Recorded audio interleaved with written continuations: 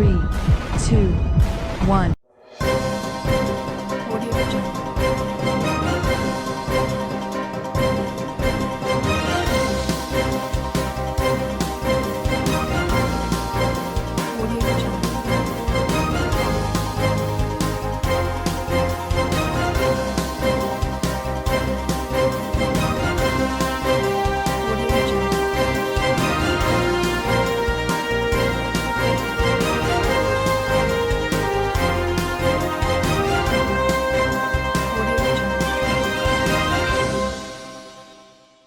नमस्कार, मैं हूं नरेश राघानी और आप देख रहे हैं हॉराइजन न्यूज।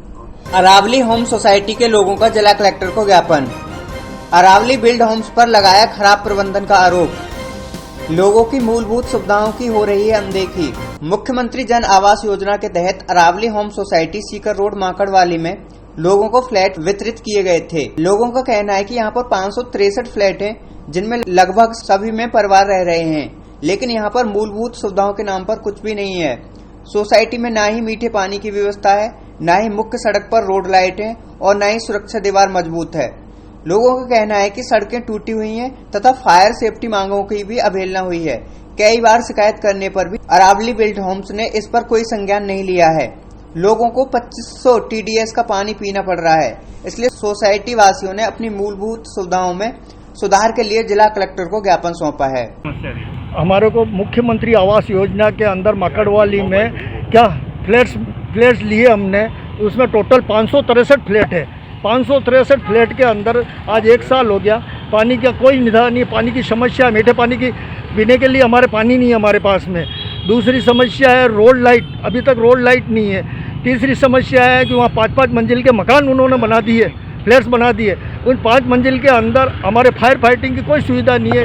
कभी किसी रोज़ कोई हादसा हो गया तो बहुत बड़ी दुर्घटना हो जाएगी।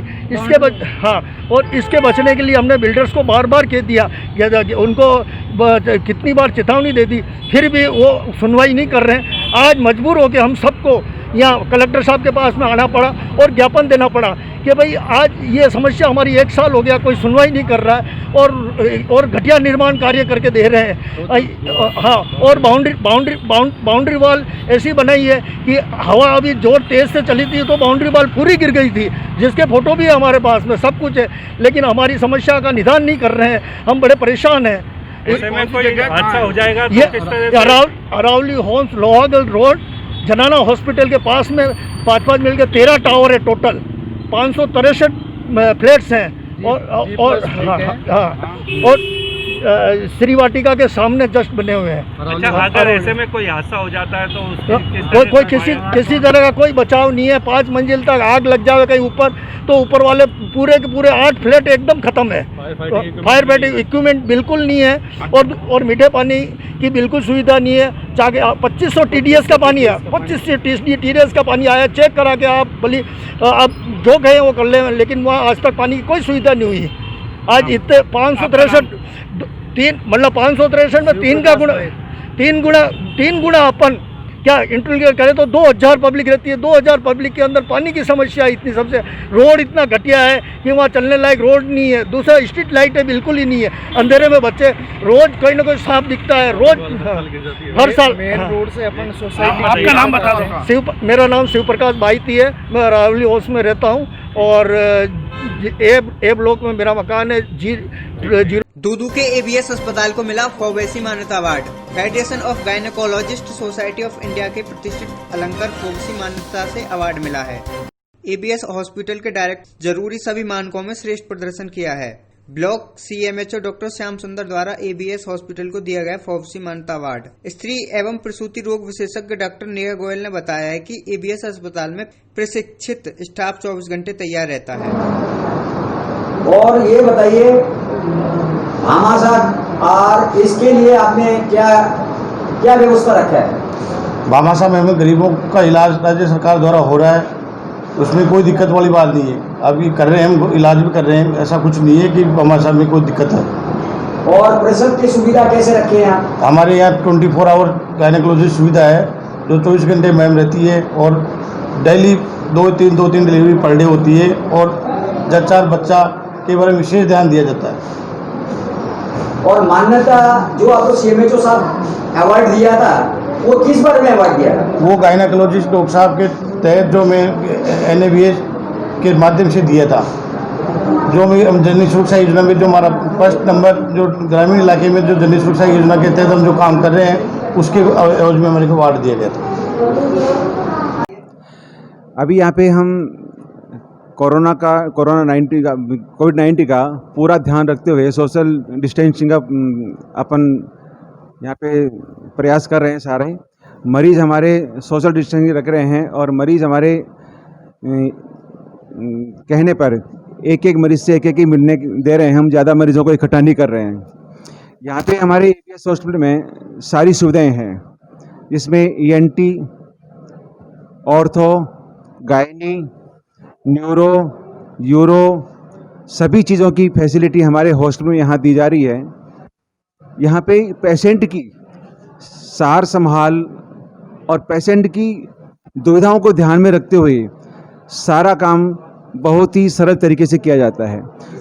हमारे यहाँ पे आयुष्मान, सरस डेयरी, पायस डेयरी, अमूल डेयरी से निःशुल्क ऑपरेशन और इलाज किया जाता है। कोई भी गरीब आदमी यहाँ पे आके अपना कार्ड दिखा के निःशुल्क इलाज ले सकते हैं। इसके अलावा भी जिनका कार्ड नहीं बना हुआ है और जिनके पास बहुत ही गरीब है, उनको हमारे डायरेक्टर अशोक जी पूनिया एंड बलदेव जी महरिया की तरफ से निःशुल्क सुविधाएं भी दी जाती हैं। ये करीब यहाँ पे कई सालों से ऐसा हो रहा है कि गरीब आदमी की पहले सुनवाई की जाती है ताकि उसको बीमारी का इलाज प्राप्त हो सके और वो अपनी बीमारी का इलाज यहाँ से करा करके और बहुत ही अपने को गौरवान्वित महसूस कर रहा है। हॉस्पिटल में यहाँ पे सीएमएचओ साहब ने ABH हॉस्पिटल को मान्यता के लिए अवार्ड दिया था। जी सर। इस बारे में आप क्या बोलते हैं? जी सर, यहाँ पे सीएमएचओ ने सर राजेंद्र दाइमा ने यहाँ पे अवार्ड दिया था उसके लिए गायनी में। उसके लिए सर बहुत अच्छा है, हॉस्पिटल की अपॉर्चुनिटी आसपास के लोगों के लिए भी बहुत अच्छा है। इसमें डिलीवरी में ज़्यादा सुविधा हो गई है। यहाँ पे गरीबों को इलाज हो हाँ जी सर, गरीबों की भी यहाँ अच्छी व्यवस्था है, कम पैसों में इलाज होता है, सारी सब कुछ फैसिलिटी है यहाँ पे। हैंड टू हैंड सब का ऑपरेशन वगैरह है, सिजेरियन है, जैसे लेप्रोस्कोपिक है, सभी मरीजों का कम पैसों में इलाज हो रहा है यहाँ। माताराम बोलिए, आपने ये हॉस्पिटल में क्यों आए, सरकारी में क्यों नहीं गए? सरकारी के मायने जाना चाह तो जयपुर जाओ या अजमेर जाओ, बात। तो मैं तो अजमेर से ही आया हूँ, ओरिजिन हिंदी न्यूज से। तो ते तो खड़े जाओ, सरकारी में भीड़ ही नहीं है जितना भीड़ यहाँ पे देख रहा हूँ मैं। तो सरकारी के मायने बेचते हैं, उन पर अजमेर मरवा देगी। यहाँ बताओ, यहाँ पे कौन सी पेशेंट को लेकर आए हो आप? मैं तो डिलीवरी सब लेती हूँ। तो यहाँ का डॉक्टर कैसे लगा आपको? अच्छा लग गया मेरे। और ये हॉस्पिटल में आपसे कोई ज़्यादा पैसे तो मांग नहीं कर रहे हैं? कुछ नहीं ले रहे। जैसे बड़े बड़े जगह में सुना मैंने, अस्पताल में बिना पैसे में एंट्री होने नहीं देते हैं। हाँ, वो बात तो नहीं है यहाँ? नहीं है, यहाँ पे गरीबों का भी इलाज होता है? सब होता है। क्या नाम है आपके? गीता जी। कहाँ के हो आप? बिंजोड़ा। धन्यवाद। फांसी लगाकर युवक ने की आत्महत्या। मृतक युवक करता था अत्यधिक शराब का सेवन। अजय नगर गुजरवास निवासी अक्षय, जिसकी उम्र 23 वर्ष है, उसने रात को फांसी लगाकर आत्महत्या कर ली। बताया जा रहा है कि वह पेंटिंग का काम करता था और अत्यधिक शराब का सेवन करता था। घर वालों को परेशान करता था तथा लड़ाई झगड़े करता था। देर रात उसने फांसी लगाकर आत्महत्या कर ली, जिसकी सूचना परिजनों ने रामगंज थाना पुलिस को दी। पुलिस ने मौके पर पहुंचकर सबको अपने कब्जे में लिया तथा जांच हेतु पोस्टमार्टम के लिए भेज दिया है। भाई कहाँ पर मकान है और क्या हुआ सुबह? मैं तो काम पे था, मैं घर पे था ही नहीं, कल रात को भी नहीं था। मुझे फ़ोन करा काम पे, जियाजी ने बोला तेरे भाई का फांसी लगा ली है, तो मैं काम पे से वहाँ पे आया था। कहाँ पर मकान है? अजय नगर गुजरवास। अच्छा, तो घर पे लगाई? हाँ। कैसे लगाई? पंखे से फांसी लगाई थी। क्या फंदा कौन सा क्या था? कपड़ा? स्टोल था। हाथ भी काटा क्या? हाथ काटा हुआ उसका। अच्छा। ब्लेड पड़ी हुई थी उधर, ब्लेड भी मिली उसके पास में। क्या कोई परेशान था क्या आपका भाई? नहीं, दारू पीता था वो तो और लड़ाई झगड़े करता था। अच्छा, क्या नाम है आपके भाई का? अक्षय। क्या उम्र है भाई की? 23-24 साल का था। करता क्या था यहाँ? कलर पेंटिंग का काम करता था। अच्छा, तो ये ऐसा तो नहीं बेरोजगार हो गया तो? नहीं तो जा ही रहा था काम पे तो जाता, रोज दारू पी के रोज वही नाटक करता, घर वालों को भी परेशान करता था, सबको परेशान करता रोज। क्या है क्या नहीं है तो। कौन सा थाने में इतला दिया आपने? रामगंज चौकी। मौके पे आई थी पुलिस? हाँ। आपका नाम? कमल। क्या लगते हो? मैं भाई हूँ। अवैध निर्माण रोकने व मासूमों के परिजनों को मुआवजा देने की मांग। शहर में बढ़ रहे अवैध निर्माण के विरुद्ध पार्षदों ने किया घेराव।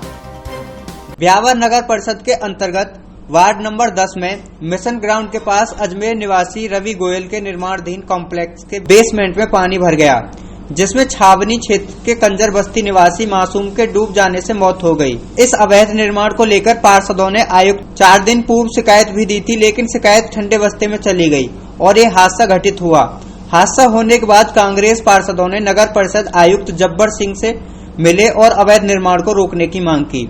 साथ ही हादसे में जान गंवा बैठे मासूम के परिवार वालों को मुआवजा दिलवाने की बात कही। पार्षदों ने आयुक्त का घेराव कर कहा कि वार्ड नंबर 10 में बन रहा बेसमेंट, जिसकी नगर परिषद से मंजूरी ली गई, उसे अधिक खोदा गया है, अवैध व नियम विरुद्ध है। निर्माणकर्ता ने परिषद को लाखों रुपए के राजस्व हानि पहुंचाकर अवैध निर्माण किया है। पार्षदों ने नगर परिषद प्रशासन पर साठगांठ होने का आरोप लगाया है। सभापति नरेश कनौजिया ने भी उचित कार्रवाई करने का आश्वासन दिया है। कमिश्नर उस समय के बाद चांदावत जी, तमीम जी, कटुमरा जी, हमारे अय्यन निजाम, ये चिराग जी और उसके बाद आज जब्बर सिंह जी आए हैं। 5 कमिश्नर आए हैं और परिसर वस्तु के मामले विधि के भी होते हैं, विधिक राय भी दी जाती है। तो उस तरीके से इन पीरियड में जो समय निकला है उसमें हम 7-7 इनको नोटिस भी दिए हैं, इनके कई जवाब भी आए और विधिक राय लेकर इन पर हम कार्रवाई करेंगे, क्योंकि एकदम हम किसी भी निर्माण पर कई मामलों में स्टे भी है, तो ये सारा चीजें देखी परखी जाती है, क्योंकि तकनीकी रूप से और विधिक रूप से कहीं कोई विवाद नहीं हो और कई मामले में जहां तत्काल रूप से कार्रवाई करने की आवश्यकता हुई वहां लोगों जनहित में कार्रवाई भी की है। कोई अतिक्रमण से तो वहां तोड़े भी गए और उसमें भी बाद में स्टे आया है। आयुक्त महोदय से मिले, कल की घटना के ऊपर यहाँ हाईवे कॉलोनी में एक वेस्टमैन खोदा गया, जिसमें एक कंजर बस्ती का गरीब तबके का लड़का वहाँ डूबकर मर गया।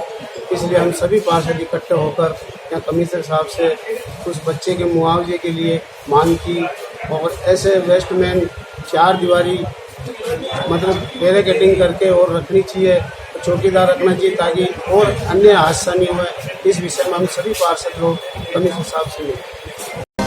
जवाहरलाल नेहरू अस्पताल में अब आ रहे हैं हर वर्ग के कोरोना मरीज। डिजीज के स्पेक्ट्रम में हुआ है बदलाव, पहले बुजुर्ग मरीजों की ज्यादा थी तादाद।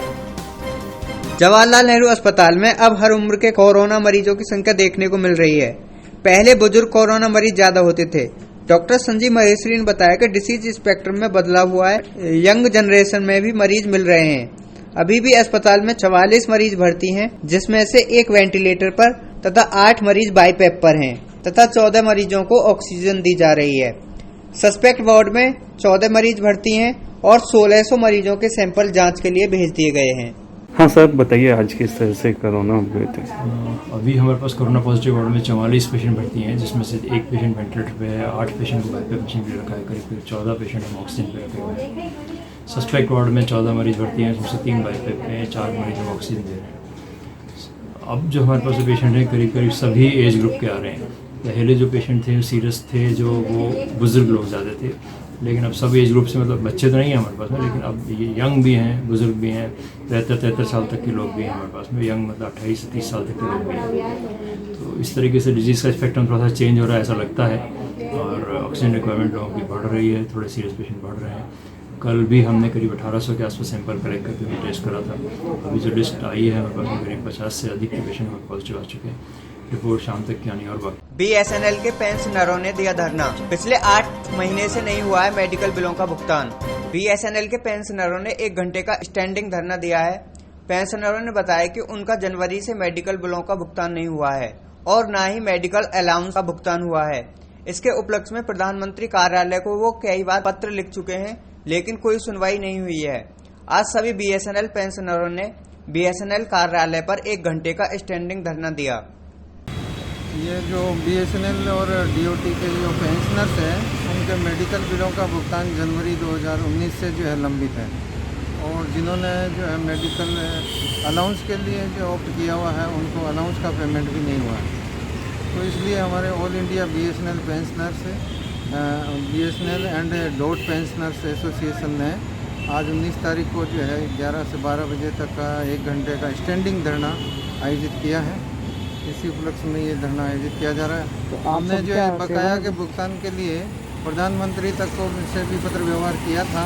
पूर्व में भी धरने प्रदर्शन आयोजित किए थे, लेकिन अभी तक जो है सीनियर सिटीजन्स जो है उनके साथ में यह अन्याय किया जा रहा है, मेडिकल बिलों का भुगतान नहीं किया जा रहा। आप सभी सेवानिवृत्त हो गया? हाँ, हम सब सेवानिवृत्त हैं।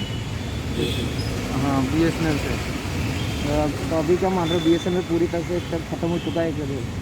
BSNL ख़त्म नहीं हुआ है। जो अभी जो रिवाइवल पैकेज घोषित किया था जनवरी के अंदर, वो अभी तक जो है 4G सर्विस लागू करनी थी।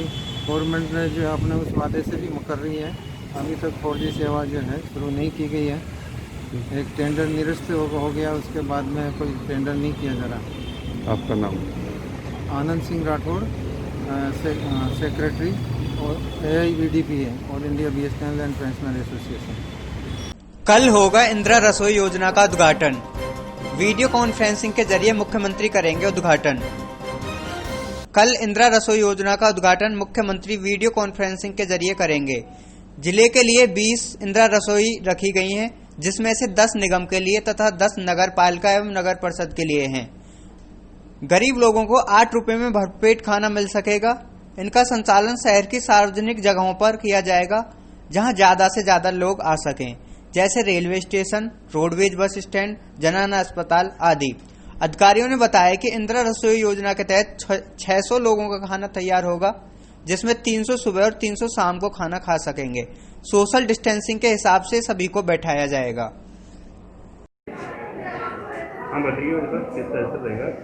राजस्थान सरकार की जो एक महत्वपूर्ण योजना, महत्वाकांक्षी योजना है इंदिरा रसोई योजना, जिसके तहत आम आदमी को 8 रुपये में भोजन प्राप्त होगा। 8 रुपये वहाँ जो रसोई का संचालन करता है उससे 8 रुपये लेगा, और रसोई संचालनकर्ता को 12 रुपये सरकार और अलग से ऐड देगी। इसमें कोई भी व्यक्ति जाकर के खाना खा सकता है। वहाँ बैठ के खाना खाने की व्यवस्था है, वहीं किचन है, वहीं खाना बनेगा, वहीं पर्याप्त कंप्यूटराइज व्यवस्था, पारदर्शिता बनी रहेगी। और इसमें जो जिला स्तरीय समिति है उसके द्वारा जो लोकल स्तर का जो खाने का स्वाद है उसके अनुसार मेन्यू बनेगा। और अजमेर नगर निगम में 10 जगह का ये चयन हमने किया था, ऐसी जगह जहाँ अधिक से अधिक आदमी आ सकें, अधिक से अधिक लोग, जैसे रेलवे स्टेशन है, बस स्टैंड है, हॉस्पिटल्स है, जनाना हॉस्पिटल्स है। तो इन हॉस्पिटल्स वगैरह में आम आदमी की ज़्यादा ज़रूरतमंद आदमी वहाँ पहुँचेगा, उन सभी को ये सुविधा प्राप्त रहेगी। और कल सुबह 9 बजे इसका उद्घाटन है। उसके बाद हम पर्याप्त रूप से यहाँ व्यवस्थाएँ कर रहे हैं। नगर निगम या राज्य सरकार की तरफ से 5 लाख रुपए का प्रत्येक रसोई में जो रसोई का सामान होता है, जिसमें फ्रिज हैं या चपाती के वार्मर हैं, आपका गैस का चूल्हा है, बर्तन हैं, ये सभी खरीद के दिए जा रहे हैं। और 3 लाख रुपए पानी, बिजली और आपका नेट का बिल 1 साल का उस आदमी को निगम की तरफ से, मतलब सरकार की तरफ से चुकाया जाएगा। तो ये सब पूरी एक व्यवस्था निगम के द्वारा की जा रही है। और इसमें उन्हीं लोगों ने पार्टिसिपेट किया। हमने 10 जो जगह थी उनके लिए यहाँ पर निवेदन किया था। हमारे यहाँ 53 आवेदन आए थे। उनमें से हमने जो योग्यताधारी था और जो सबसे ज़्यादा इसका अनुभव रखता था उस आदमी को हमने दिया है। एक ही आदमी को दिए गए हैं जो पूरे शिवम एंटरप्राइजेज के नाम से हैं, जो पूरी 10 जगहों को संभालेगा। किस तरह की व्यवस्था रहेगी जैसे कोरोना का मौका? बिल्कुल, वहाँ हमने टेबल्स 5 बाई 1 की तो बैठने की और 5 बाई 1.5 की टेबल रखी है। उस टेबल पे 5 फीट में हम डिस्टेंस में 3 ही आदमी को बैठा के खिलाएंगे। इस तरीके से हमने पूरी व्यवस्था करी कि एक समय में 25 से 30 आदमी बैठ के आराम से भोजन कर सके। साथ ही वहाँ पे बिल्कुल सैनिटाइज के लिए वह सैनिटाइज की व्यवस्था होगी। बिल्कुल जो मशीन लगाई जाएगी उससे सैनिटाइज करके आदमी अंदर आएगा। और थर्मल जो चेकिंग होती है टेम्परेचर की, वो भी व्यवस्था रहेगी। अच्छा, अजमेर के अलावा अजमेर के अलावा किशनगढ़ में 10 जगह के आवेदन आए थे और 3 नहीं, उनमें वहाँ 3 जगह थी। ब्यावर में 3 है, आपके पुष्कर, सरवाड़, केकड़ी, नसीराबाद और विजयनगर, यहाँ 1-1 रसोई का संचालन होता है। कल कौन करेगा रसोई? वीडियो कॉन्फ्रेंस के द्वारा माननीय मुख्यमंत्री द्वारा किया जाएगा। लगभग कितने आदमी रोज के बैठ पाएंगे? 300 मैक्सिमम, हमने 300 सीट्स खाने की व्यवस्था सुबह, 300 शाम को रखी है। उससे ज़्यादा अगर जहाँ जैसे डिमांड बढ़ती होगी तो जिला स्तरीय कमेटी के द्वारा उनको बढ़ने का भी आदेश कर दिया जाएगा। ठीक है। इंदिरा रसोई योजना का शुभारंभ कल माननीय सीएम साहब के द्वारा किया जाएगा। इसके लिए हमने 9 लोकेशंस चिन्हित की हैं और सभी के ऊपर लोगों को ससम्मान बैठाकर गर्म पौष्टिक आहार दिया जाएगा, जिसकी कीमत मात्र 8 रुपये आम जन को देनी पड़ेगी। और इसकी प्रभावी मॉनिटरिंग के लिए जिला स्तरीय कमेटी का गठन किया गया है और पूरा रियल टाइम में IT के द्वारा भी इसका मॉनिटरिंग किया गया है। कितने बजे रहेगा सर टाइमिंग इसका? टाइमिंग मॉर्निंग में और इवनिंग में सुबह 8:30 से लेकर 1 बजे तक और शाम को 5 से लेकर 8 बजे तक। कितने रुपये ले जाएंगे? 8 रुपये पर प्लेट। उद्घाटन कौन करेगा सर? उद्घाटन माननीय सीएम साहब के द्वारा वर्चुअल कॉन्फ्रेंसिंग के थ्रू किया जाएगा। अच्छा, अजमेर में कितनी जगह चालू कर रहे हैं सर? अजमेर में निगम क्षेत्र में 10, उसके अलावा पालिका क्षेत्र में 1 और परिषद क्षेत्र में 3 रसोई संचालित करने का प्रावधान है। इस तरीके से रहेगी सर व्यवस्था? मेन रसोई की कहाँ रहेगी जहाँ खाना बनेगा? नहीं, सब रसोई में सभी जगह पे खाना बनेगा। अच्छा, बैठा के खिलाओगे सर? बिल्कुल, चेयर और टेबल के साथ। सर ये कोरोना का दौर चल रहा है सर, क्या व्यवस्था रहेगी आपकी? किस तरीके से बैठाओगे? सभी को डायरेक्शन दे दिए गए हैं कि सोशल डिस्टेंसिंग मेंटेन करते हुए, मास्क और सैनिटाइजेशन का उपयोग करते हुए ही लोगों को स्पेसिंग करके बैठाया जाए और सारे के सारे स्टेप्स लिए जाएं कि संक्रमण की संभावना बिल्कुल ज़ीरो रहे। Thank you.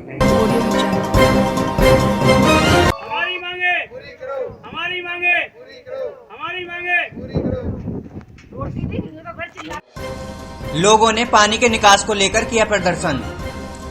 बस्ती की नालियां पूरी तरह हो चुकी हैं क्षतिग्रस्त। शास्त्री नगर के गढ़ेसर बस्ती के निवासियों ने टी ब्लॉक पर पानी के निकास व नालियों के क्षतिग्रस्त होने को लेकर धरना दिया।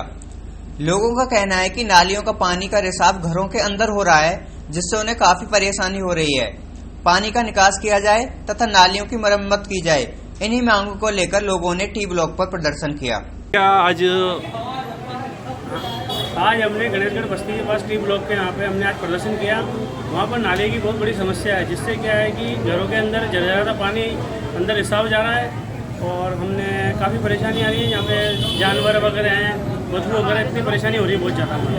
हमने पार्षद को भी अवगत कराया, पार्षद को बताया, पार्षद ने कहा भाई UIT के वहाँ पे हमने दी है। UIT वाले पे आए थे, नाप चौक करके चले गए। आज 10 से 12 साल हो गए इस नाले की स्थिति वो की वही रही है। हम काफ़ी लोग परेशान हैं। सभी क्षेत्रवासियों ने मिलकर आज हमने नारेबाजी की है। आने वाले समय में धरना प्रदर्शन या घेराबंदी जो भी हमारे से उचित हो सकेगा। शिकायत करी पार्षद ने, पार्षद से शिकायत करी, पार्षद को बताया तो पार्षद ने कहा कि ये UIT के प्रशासन के अंदर है। वो बोले भाई प्रशासन बोले, वो UIT वाले बोले कि पार्षद के अंडर में है। अच्छा, बीच में कोई सुनवाई नहीं है, कोई सुनवाई नहीं है हमारी। तो ऐसे में आप क्या करोगे? आप जल्द सुनवाई नहीं होती तो? अगर सुनवाई नहीं होती तो हम धरना प्रदर्शन करेंगे या फिर घेराबंदी होगी। जो हमारे क्षेत्रवासी से जो उचित होगा वो कार्रवाई होगी। और पास में जो गार्डन बना हुआ है उस गार्डन की बहुत ही दर्दनाक हालत हो चुकी है, बहुत ही बेकार हो रहा है। वहाँ पे लोग रात को दारू वगैरह पीते हैं, पता नहीं क्या क्या हरकत होता है वहाँ पे। वार्ड नंबर गणेशगढ़ बस्ती टी ब्लॉक के पास, शास्त्री नगर, अजमेर। विधायक द्वारा दिया गया कोरोना योद्धाओं को सम्मान। डाक कर्मियों व शमशान कर्मियों को दिया गया सम्मान। विधायक अनीता बघेल द्वारा कोरोना समय में बहुत से कर्मियों ने अपना अमूल्य योगदान दिया। उसके लिए उन्होंने 13 डाक कर्मियों को, 8 निगम कर्मियों को तथा 2 मजिस्ट्रेटों को कोरोना काल में दी गई सेवाओं के लिए सम्मान दिया। विधायक ने बताया कि इन लोगों ने अपनी जान की परवाह न करते हुए भी जनहित में अपना योगदान दिया। आज मैं बताइए किस तरह का सम्मान? कोरोना महामारी के चलते जो लॉकडाउन हुआ था, उस लॉकडाउन में व्यक्ति अपने घर की दहलीज से बाहर कदम नहीं रख सकता था। ऐसी स्थिति में घर की आवश्यकताओं को पूरा करने के लिए पैसे की ज़रूरत पड़ती थी और वो पैसा बैंक से निकाल कर घरेलू खर्च में इस्तेमाल हो, वो भी एक समस्या थी। ऐसी स्थिति में भारत सरकार के पोस्टल डिपार्टमेंट द्वारा पोस्टमैनों के माध्यम से घर घर आधार कार्ड के आधार पर लोगों को आवश्यकता अनुसार पैसा वितरित किया गया। ये हमारे पोस्टमैन भाई जो लॉकडाउन की अवधि में भी घर जाकर के लोगों की मदद करी, डोर टू डोर जा कर के जिसका भी फ़ोन आता कि मुझे पैसे की आवश्यकता थी, ये उसके घर पहुंचते और उसको आधार कार्ड के माध्यम से पैसे निकाल करके देते ताकि वो अपनी आवश्यकताओं की पूर्ति कर सके। ऐसे सर्वाधिक पैसा वितरित करने वाले जो 13 हमारे पोस्टमैन हैं, उन 13 पोस्टमैनों को ये सम्मान दिया जा रहा है। इसके अतिरिक्त कोविड में अब तक बहुत सारे हमारे नागरिक बंधुओं के अकाल मृत्यु हुई है। उस मृत्यु के पश्चात उनका दाह संस्कार होता है और उस दाह संस्कार को, चूँकि पहले WHO की गाइडलाइन थी कि दाह संस्कार परिवार के लोग नहीं कर सकते, संक्रमण फैलने का खतरा उसमें रहता है, इसलिए निगम कर्मचारी ही वो दाह संस्कार कर सकते हैं। तो ऐसे निगम कर्मचारी जो अब तक इस दाह संस्कार की प्रक्रिया को कर रहे हैं बिना डरे बिना थके, ऐसे निगम के कर्मचारी और फायर ब्रिगेड के कर्मचारी जो दाह संस्कार के पश्चात पूरे मार्गों को सैनिटाइज करते थे, ऐसे कुछ कर्मचारियों का सम्मान, ऐसे 8-9 कर्मचारियों का सम्मान है। और इसी प्रकार से कोरोना की अवधि में जो मजिस्ट्रेट लगाए गए थे, उन मजिस्ट्रेटों ने भी कोरोना पॉजिटिव आने के पश्चात उन परिवारों से संपर्क किया, उनको कोई ज़रूरत थी तो उनको ज़रूरत की चीज़ें पहुंचाई और राहत सामग्री घर बैठे, यदि लॉकडाउन में राहत सामग्री, खाद्य सामग्री उसके पास नहीं है तो वो खाद्य सामग्री भी पहुंचाने का काम उन मजिस्ट्रेटों ने किया। वैसे 2 मजिस्ट्रेटों का भी आज यहाँ सम्मान किया जा रहा है। बदमाशों ने किया लूट का प्रयास। सुरक्षाकर्मी ने बदमाशों की लूट के प्रयास को किया असफल। आए दिन शहर में लूट के मामले दिन प्रतिदिन बढ़ते जा रहे हैं। ऐसा ही मामला अजमेर के रामगंज थाना क्षेत्र में देखने को मिला है। आज सुबह 3 अज्ञात बदमाशों ने एक फाइनेंस कंपनी में लूट का प्रयास किया। बाइक सवार 3 युवकों ने फाइनेंस कंपनी के सुरक्षाकर्मी के साथ हाथापाई करते हुए अंदर प्रवेश किया, लेकिन वारदात को अंजाम नहीं दे सके। घटना सुबह करीब 9 बजे के पास की बताई जा रही है। घटना की सूचना मिलते ही मौके पर पुलिस के आला अफसर पहुंचे और हालातों को जायजा लिया। पुलिस ने गार्ड के बयानों के आधार पर शहर में नाकेबंदी कर आरोपियों की तलाश शुरू कर दी है। घटना स्थल के पास लगे CCTV फुटेज को भी खंगाला जा रहा है। जी सर, बताइए क्या मामला है? हाँ, सुबह 8:45 बजे बैंक खोलने का टाइम था। उस टाइम ये 3 व्यक्ति आए थे। 3 व्यक्ति आकर के उस गार्ड वाले से अंदर घुसने की कोशिश करने लगे, तो गार्ड ने मना किया, मना ऐसे करके अंदर घुसना चाह रहे थे। बाकी गार्ड के कहने से फिर वो निकल के भाग गए थे। अभी गार्ड था, जो गार्ड में थाने पे गया हुआ है। लगभग कितने जने थे? 3 जने। सर क्या मामला है? 3 जने थे। यहाँ खानदान करके फिर वापस अंदर घुसने की कोशिश की तो फिर मना किया गार्ड वगैरह ने, तो फिर उसके बाद वो निकल के भाग गए। फिर वो थाना गार्ड। हाँ जी, बैंक कौन सा है? बैंक में तो सुबह वो उसी टाइम खुलता है, उस टाइम में आए थे। हाँ, अंदर क्या लूट करने का प्रयास करा? 8 बजे से लेकर 9 बजे के बीच में खुलता था। मैं कह रहा लूट करने का प्रयास करा क्या? हाँ जी, लूट करने की प्रयास करा क्या? वो तो देखो उनका क्या किस इरादे से आए, तो फुटेज वगैरह देख रहे हैं, उस हिसाब से उनकी फोटो की पहचान कर रहे हैं। पहचान होने पर जैसी भी कार्रवाई होगी तो उनके खिलाफ कार्रवाई की जाएगी। ठीक है, ठीक है, वो फुटेज ले रहे हैं। आपका नाम? जैन समाज का SP को ज्ञापन। गेगल स्थित जैन मंदिर में की गई थी लूट की वारदात। दोषियों को जल्द से जल्द पकड़ने एवं सजा दिलाने की है मांग। गेगल स्थित जैन समाज मंदिर परिसर में हथियारों और लाठियों से लैस होकर 7-8 व्यक्तियों ने मंदिर के पुजारी कन्हैया लाल के यहाँ लूट की वारदात को अंजाम दिया था, जिसमें उनके परिवार की महिलाएं और उनके बच्चों को भी बांधकर लूट की गई थी। घर में कैश के साथ साथ महिलाओं के आभूषण भी उतरवा कर ले गए थे बदमाश, और पुजारी के पुत्र को बदमाशों ने घायल कर दिया था। कन्हैया लाल को छत से नीचे फेंक दिया था। दोनों को JLN में भर्ती कराया गया, जिनकी हालत गंभीर है। इसी घटना से जैन समाज के सभी लोगों में काफी रोष है। उन्होंने SP के यहाँ दोषियों को जल्द से जल्द पकड़ने की मांग की है। ज्ञापन देना है और किसके द्वारा क्या मामला? 15 अगस्त की रात को 1 बजे हमारे जैन मंदिर के संचालक, जो कि गेगल में जैन मंदिर भी है, उसी परिसर में रहते थे। रात को 1 बजे करीब 6-7 जने, अंदाजन 6-7 जने, ज़्यादा भी हो सकते हैं, रात को 1 बजे घर में प्रवेश करा। सब हथियारों के संग, लाठी के संग, डंडों के संग, गुप्ती के संग, और जाकर के वहाँ के संचालक जो हैं नरेंद्र कुमार जैन, उनके ऊपर गुप्ती दिखा करके सारी लूट करी गई। और लूट करने के बाद हमारी जो वहाँ हमारी आंटी थी, उन आंटी के सारे गहने उतरवा गए, सारी अलमारियाँ खोल करके और सारे कैश निकाला गया। नकदी के संग संग जितने भी जेवरात थे वो सारे निकाले गए। कुछ सोने के कलश थे जो मंदिर के काम के थे वो निकाले गए। और निकालने के बाद फिर कुछ देर बाद उनका बच्चा मुनिंद्र जैन उस पर गेट खोल करके डायरेक्ट हमला करा गया। हमला करके उसके सर फाड़ा गया, उसके सर पे कई टाके आए हैं। नरेंद्र जैन को ऊपर से नीचे धक्का दे दिया गया, फर्स्ट फ्लोर से वो नीचे गिर गए, जिससे उनके पैर में गंभीर चोट आई है। वो आज भी हॉस्पिटल में JLN में एडमिट हैं, जिनका उपचार अभी चल रहा है। उनकी स्थिति काफ़ी नाजुक है। इस चीज़ को देखते हुए हमारी जैन समाज में पूरा एक रोष ज्ञापन हुआ है और SP साहब पॉजिटिव हैं, जिनसे हमारे को पूरी उम्मीद है कि अगर हम उनके समक्ष पेश होंगे तो हमारा काम बहुत इजीली होगा। और ये जो जांच है, जांच को जल्दी से जल्दी पूरी करा के दोषियों को, जितने भी दोषी हैं उनको सबको गिरफ्तार करके और सज़ा दिलाई जाएगी, जो कि गिरफ्तार डकैती के रूप में ही कराई जाएगी। ये डकैती क्या रात को हुई थी? रात को 1 बजे हुई थी। 1 से 1:30 बजे का पूरा घटनाक्रम है। जो आधे घंटे के अंदर जो काम हुआ है वो बहुत ही दर्दनाक है। उसको सोच करके भी रोंगटे खड़े हो जाते हैं। जो ये लगभग 6-7 जने थे और एक गाड़ी लेकर के आए थे, ऐसा अंदाज़ा लगाया जा रहा है। जो 6-7 जने तो घर के अंदर दिख रहे थे, बाकी उसके पीछे कितने लोग थे उसका भी आइडिया नहीं लगाया। बंधक बना करके बिल्कुल कुंडी लगा के बंधक बनाया गया है उनके लड़के को, और उसके बाद कुंडी खोली गई। डायरेक्ट कुंडी खोलते ही सर पे हमला करा गया। आपका नाम? मेरा नाम नितिन जैन और मेरे संग सब समाज के वरिष्ठ लोग हैं। सुनील जी अंकल, सुनील जी डिलवारी जैन साहब।